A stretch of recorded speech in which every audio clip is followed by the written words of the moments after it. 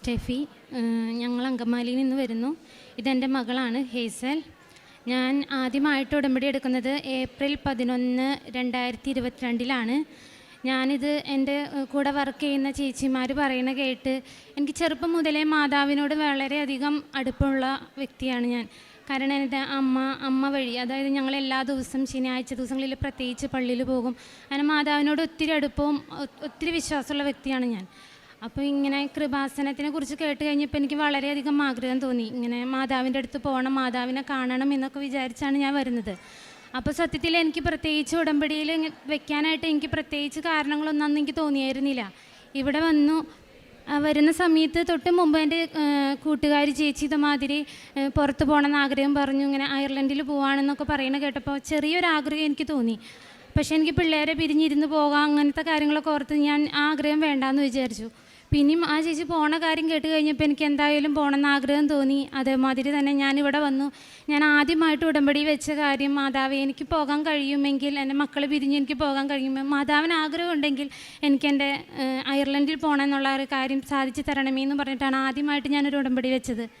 അത് ഞാൻ ഉടമ്പടി വെച്ച് 3 ആഴ്ചയ്ക്കുള്ളിൽ എനിക്കത് എങ്ങനെയാണ് അതിനൊരു ചാൻസ് കിട്ടിയെന്ന് എനിക്കറിയില്ല.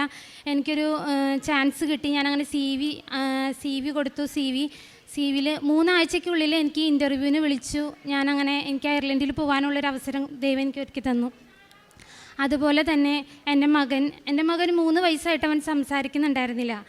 3 വയസ്സ് വരെ എനിക്ക് വലിയ ടെൻഷനൊന്നും ഉണ്ടായിരുന്നില്ല. 3 വയസ്സ് കഴിഞ്ഞപ്പോൾ ചേച്ചി സംസാരിക്കുന്നതിനോടൊപ്പം അവന് സംസാരിക്കാനുള്ളൊരു ബുദ്ധിമുട്ട് കണ്ടു കഴിഞ്ഞപ്പോൾ ഞങ്ങൾക്കൊക്കെ ടെൻഷനായി തുടങ്ങി.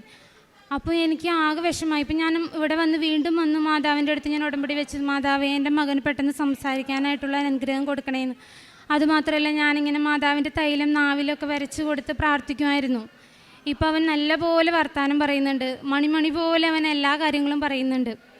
അതുപോലെ തന്നെ എൻ്റെ ജീവിതത്തിൽ എനിക്കൊരിക്കലും മറക്കാനാവാത്തൊരു വലിയൊരു അനുഗ്രഹം പറയാനാണ് ഞാനിവിടെ വന്നിരിക്കുന്നത്. ഇതെൻ്റെ മകളുടെ പേര് ഹേസൽ. അവൾ 6 വയസ്സായി. ഞാൻ നാട്ടിലില്ലാതിരിക്കുന്ന സമയത്തായിരുന്നു. ഈ ഒക്ടോബർ മാസം അവസാനം അവൾക്ക് 3 വർഷത്തോളമായിട്ട് ചുമയുണ്ടായിരുന്നു. ആ ചുമയുള്ളപ്പോൾ ഒക്കെ ഞാൻ മാതാവിൻ്റെ തൈലം നെഞ്ചിൽ വരച്ച് കൊടുക്കുമ്പോൾ അവളുടെ ബുദ്ധിമുട്ടുകളൊക്കെ കുറഞ്ഞു പോകാറുണ്ടായിരുന്നു. പിന്നെ കുറച്ച് നാളായിട്ട് അടുപ്പിച്ച് അവൾക്ക് ഭയങ്കര ശ്വാസമുട്ടൊക്കെ ആയി. അപ്പം ഞങ്ങൾക്ക് അലർജിയുടെ ബുദ്ധിമുട്ടുള്ള കാര്യം അറിയായിരുന്നു. അലർജി ഇങ്ങനെ കൂടി വരാണല്ലോ, എന്നാൽ നമുക്കൊരു പൾമണോളജിസ്റ്റിനെ കാണിക്കാമെന്നും പറഞ്ഞ് ഞങ്ങൾ ഡോക്ടറെ കാണിക്കാൻ കൊണ്ടുപോയി. സാറ് എക്സ്റേ എടുത്തപ്പോൾ കൊച്ചിൻ്റെ ചെസ്റ്റിലൊരു തടിപ്പുള്ളതായിട്ട് ഡോക്ടർ പറഞ്ഞു. തടിപ്പുണ്ട്, അപ്പോൾ നമുക്ക് CT ചെയ്ത് നോക്കാമെന്ന് പറഞ്ഞു. CT ചെയ്ത് നോക്കാമെന്ന് പറഞ്ഞെങ്കിലും എനിക്കധികം ടെൻഷനൊന്നും ഉണ്ടായിരുന്നില്ല. അപ്പോഴെൻ്റെ മനസ്സിൽ ഉടമ്പടി എടുത്തത് മാറുന്നുണ്ടായിരുന്നു. പക്ഷേ ഞാനത് വലിയ കാര്യമാക്കി എടുത്തില്ല. അത് കഴിഞ്ഞ് CT ചെയ്തിട്ട് CTയുടെ റിപ്പോർട്ട് വന്നു കഴിഞ്ഞപ്പോൾ ഞാൻ CT ടെക്നീഷ്യനോട് ചോദിച്ചപ്പോൾ ആൾ പറഞ്ഞു കുഴപ്പമൊന്നുമില്ല എന്ന് പറഞ്ഞപ്പോൾ ഞാൻ ടെൻഷനൊന്നും അടിച്ചില്ല. അപ്പോൾ കുഴപ്പമൊന്നും ഉണ്ടാവില്ല എന്നുള്ളത് ഞാൻ ഇങ്ങനെ ഫ്രീ ആയിട്ട് നടന്നു. പിറ്റേ ദിവസം CTയുടെ റിപ്പോർട്ട് വന്നപ്പോൾ CTയുടെ റിപ്പോർട്ടിൽ കൊച്ചിന് 5 സെൻറ്റിമീറ്റർ ഒരു മാസം ഉള്ളതായിട്ടാണ് അതിൽ കാണിച്ചത്. അത് കണ്ടപ്പോൾ തുടങ്ങി എനിക്ക് ടെൻഷനായി. അപ്പോൾ എനിക്ക് പരിചയമുള്ള ഡോക്ടേഴ്സിനൊക്കെ വിളിച്ച് വെച്ചപ്പോൾ പറഞ്ഞു 3 സെൻറ്റിമീറ്റർ വരെ നോർമലാണ്, 5 സെൻറ്റിമീറ്റർ എന്ന് പറയുമ്പോൾ അത് നമുക്കൊന്ന് ശ്രദ്ധിക്കേണ്ടതുണ്ടെന്നൊക്കെ പറഞ്ഞു കഴിഞ്ഞപ്പോൾ എനിക്ക് ടെൻഷനായി, ഭയങ്കര ടെൻഷനായി. അങ്ങനെ ഞങ്ങൾ ഈ പൾമണോളജിസ്റ്റിൻ്റെ അടുത്ത് ചെന്ന് വീണ്ടും സംസാരിച്ചപ്പോൾ സാറ് പറഞ്ഞു എന്നാൽ നമുക്കൊരു കാർഡിയക് തൊറാസിക് സർജൻ്റെ ഒരു ഒപ്പീനിയൻ എടുക്കാമെന്നും പറഞ്ഞിട്ട് ഞങ്ങൾ കാർഡിയക് തൊറാസിക്കിനെ കാണാൻ പോയി. അപ്പോൾ സാറ് പറഞ്ഞു ഒരു 3 മാസത്തേക്ക് നമുക്കിത് നോക്കാം, അല്ലെങ്കിൽ നമുക്ക് ഓപ്പൺ ചെയ്ത് ബയോപ്സി എടുക്കേണ്ടി വരും എന്ന് പറഞ്ഞു. ഇത് കേട്ടതോടെ ഞങ്ങൾ ആകെ ടെൻഷനായി, ഞങ്ങൾക്ക് ഭയങ്കര വിഷമമായി. അപ്പോഴും എൻ്റെ മനസ്സിൽ ഉടമ്പടി എടുക്കാം, സാക്ഷ്യം പറയാമെന്നൊക്കെ ഉണ്ട്. അപ്പോഴും ഞാൻ വിചാരിക്കും എനിക്ക് സാക്ഷ്യം പറയാൻ എനിക്ക് പേടിയാണ്, ടെൻഷനാണ്. അപ്പോൾ ഞാൻ സാക്ഷ്യം പറയണില്ല എന്നുള്ള രീതിയിൽ ഞാനിങ്ങനെ മടിച്ചു നിന്നു. അത് കഴിഞ്ഞ് വീണ്ടും ഇതേമാതിരി ഞങ്ങൾ വീണ്ടും സാറിനെ കണ്ടു. സാറ് പറഞ്ഞു ഇങ്ങനെ കൊച്ചുകുട്ടിയല്ലേ, നിങ്ങളങ്ങനെ റിസ്ക് എടുക്കണ്ടെന്ന് വിചാരിച്ചപ്പോൾ ഞങ്ങൾക്ക് ടെൻഷനായി. അങ്ങനെ ഞങ്ങൾ സെക്കൻഡ് ഒപ്പീനിയന് വേറൊരു ഹോസ്പിറ്റലിൽ പോയി അവിടെ ചെന്ന് അവിടുത്തെ കാർഡിയക് തൊറാസിക്കിനെ കണ്ടു കഴിഞ്ഞപ്പോൾ സാറ് ആദ്യം പറഞ്ഞത് ഇത് കണ്ടിട്ട് എനിക്ക് തോന്നണത് ഇത് നോർമലായിട്ടുള്ളൊരു കാര്യമല്ല, കാരണം 5 സെൻറ്റിമീറ്റർ എന്നൊക്കെ പറയുന്നത് ഒത്തിരി കൂടുതലല്ലേ, ഇതൊന്നില്ലെങ്കിൽ തൈമോമ അല്ലെങ്കിൽ ലിംഫോമ ആയിരിക്കും എന്ന് പറഞ്ഞു. ഇത് കേട്ടതോടെ ഞങ്ങൾക്ക് ഭയങ്കര ടെൻഷനായി. അതുമാത്രമല്ല, ഡോക്ടർ സാധാരണ നമുക്ക് നോക്കാം, ടെസ്റ്റ് ചെയ്യാം, എന്നിട്ട് നമുക്ക് പറയാമെന്നാണ് സാധാരണ ഡോക്ടേഴ്സ് പറയാം.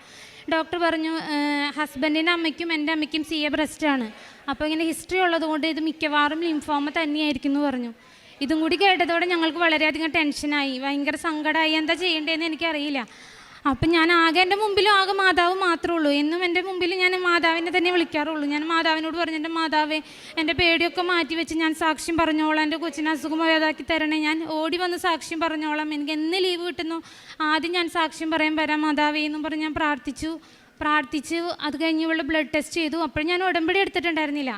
ഉടമ്പടി എടുത്ത് പിറ്റേ ദിവസം ബ്ലഡ് ടെസ്റ്റ് ചെയ്തു. പിറ്റേ ദിവസം റിപ്പോർട്ട് വരണ സമയമായപ്പോഴത്തേക്കും ഞാൻ ഉടമ്പടി എടുത്തു കഴിഞ്ഞ് റിപ്പോർട്ട് വന്നപ്പോൾ റിപ്പോർട്ടൊക്കെ നോർമലാണ്. അപ്പം ഞങ്ങൾക്ക് എൻ്റെ കൂടെയുള്ളവർക്ക് ആർക്കും വിശ്വസിക്കാൻ പറ്റണില്ല. ദൈവമേ, എന്തോരം നന്ദി പറഞ്ഞാലും മതിയാവില്ല. എൻ്റെ റിപ്പോർട്ട് എങ്ങനെയാണ് നോർമലായെന്ന് ഞങ്ങൾക്ക് ആർക്കും അറിയില്ല. ഞങ്ങൾക്ക് ഭയങ്കര അധികം സന്തോഷമായി. അപ്പോഴും എൻ്റെ മനസ്സിൽ ഞാൻ എന്നിട്ട് വേഗം ഓടിപ്പോയി ഞാൻ ഉടമ്പടി എടുത്തു. അന്ന് തന്നെ ഓൺലൈൻ ഉടമ്പടി എടുത്തു. അപ്പോൾ എനിക്ക് ധൈര്യമായി, എൻ്റെ കൊച്ചിനൊരു കുഴപ്പമുണ്ടാവില്ല. പിന്നെ എനിക്ക് ടെൻഷനൊന്നും ഉണ്ടായിരുന്നില്ല മനസ്സിൽ.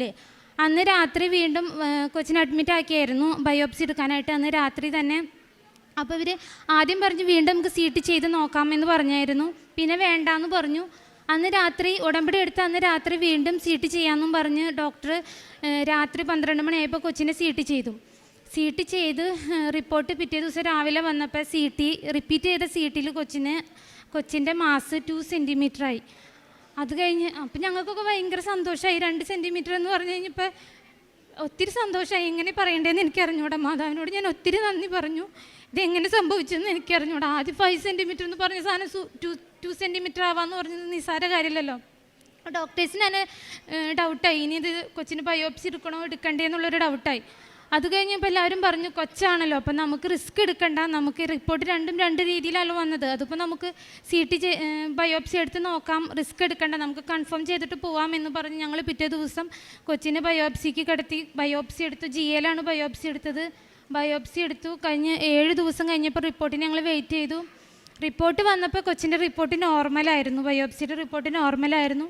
അപ്പോൾ ഡോക്ടർ പറഞ്ഞു എന്നാലും വെയിറ്റ് ചെയ്യും, നമുക്കൊരു ടെസ്റ്റിനും കൂടി വിട്ടിട്ട് അതിൻ്റെ കൂടി റിപ്പോർട്ട് വന്നിട്ട് നമുക്ക് കൺഫേം ചെയ്ത് പറയാമെന്ന് പറഞ്ഞു.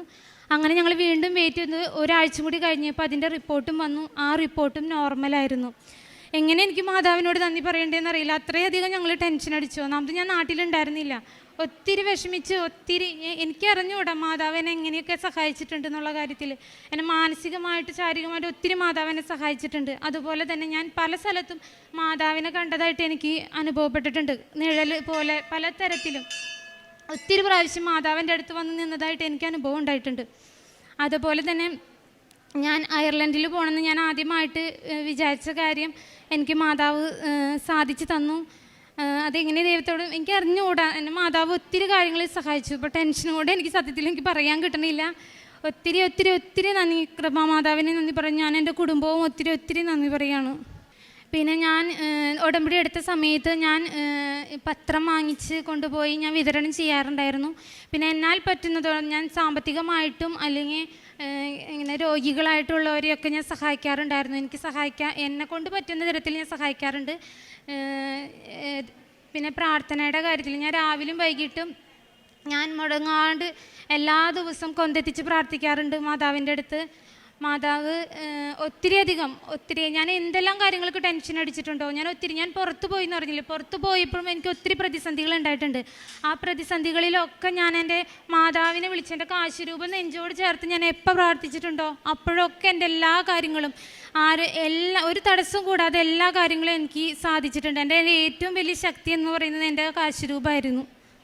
പരിശുദ്ധ അമ്മയുടെ മധ്യസ്ഥതയിൽ ലഭിച്ച അനുഭവങ്ങളാണ് ഇപ്പം ഈ മകൾ സാക്ഷ്യമായിട്ട് പറഞ്ഞത്. ഇപ്പോൾ ഇതിൽ ഏറ്റവും അവസാനം